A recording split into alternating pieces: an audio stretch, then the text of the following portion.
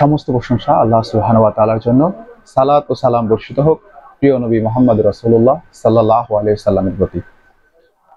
আমার মাস্টার্সের গবেষণা কর্মের বিষয়বস্তু হচ্ছে যাকাত, অর্থাৎ আর্থসামাজিক প্রেক্ষাপটে যাকাতের ভূমিকা। তো যাকাত নিয়ে ফরমাল কাজ খুব একটা দেখা যায় না, তো আমি অনেকটা চিন্তিত হয়ে গিয়েছিলাম যে এই গবেষণা কর্ম কিভাবে শেষ করব। অনলাইনে ঘাটাঘাটির পর কয়েকটা প্রতিষ্ঠানের তথ্য আমি পাই, তার মধ্যে অন্যতম হচ্ছে সেন্টার ফর জাকাত ম্যানেজমেন্ট, এবং এই সেন্টার ফর জাকাত ম্যানেজমেন্টের কর্মচারীদের ব্যবহারে আমি অনেক বেশি সন্তুষ্ট, আলহামদুলিল্লাহ। গত কয়েকদিন আগে আমি সেন্টার ফর জাকাত ম্যানেজমেন্টের তেজগাঁও অফিসে গিয়েছিলাম এবং ওইখানে তাদের আন্তরিক ব্যবহারে মুগ্ধ হয়েছি, আলহামদুলিল্লাহ। এবং তারা আমাকে গবেষণা কর্মের তথ্য সংগ্রহের জন্য অনুমতি দিয়েছেন। শুধু এটুকুই নয়, আর একটু না বললেই নয়, তারা আমাকে আসার সময় এক ব্যাগ তাদের প্রকাশনী অর্থাৎ কিছু মূল্যবান বই প্রদান করেছে।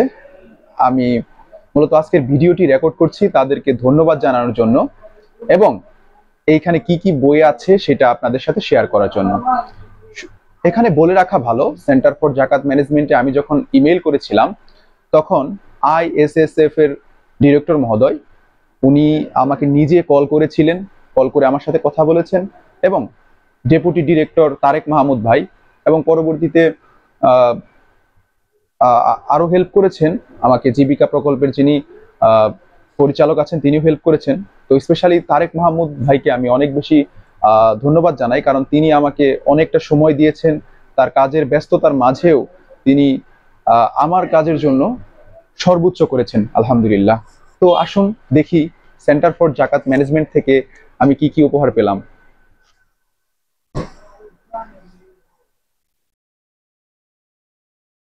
শুরুতেই এই পুস্তিকাটি প্রভার্টি গ্র্যাজুয়েশন থ্রু জাকাত বেসড প্রোগ্রাম, খুব চমৎকার একটি বই। আমার গবেষণার জন্য এটা অনেক বেশি হেল্পফুল হবে আশা করি।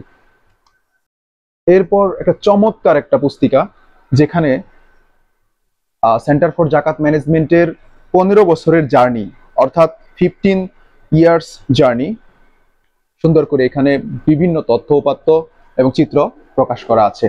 এই বইটা আমার জন্য অনেক বেশি হেল্পফুল হবে ইনশাআল্লাহ। এছাড়া এখানে কিছু একেবারেই ক্ষুদ্র পুস্তিকা আছে, যেমন এই পুস্তিকার নাম হচ্ছে সোশ্যাল ফাইন্যান্স।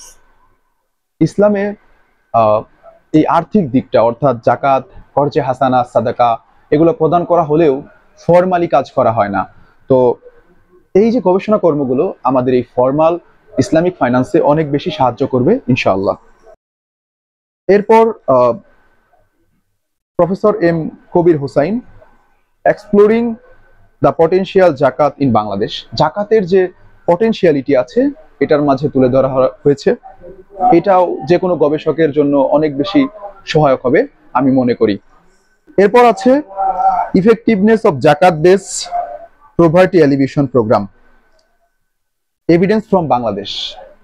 আমরা পভার্টি এলিভেশনের জন্য বিভিন্ন প্রোগ্রাম দেখে থাকি, কিন্তু এই যে ইসলামিক যে অর্থনীতি ব্যবস্থা সেটা আশা করি আমাদের যারা গবেষক আছে এবং যারা ইসলামিক ফাইন্যান্স নিয়ে জানতে চায় তাদের জন্য অনেক বেশি হেল্পফুল হবে।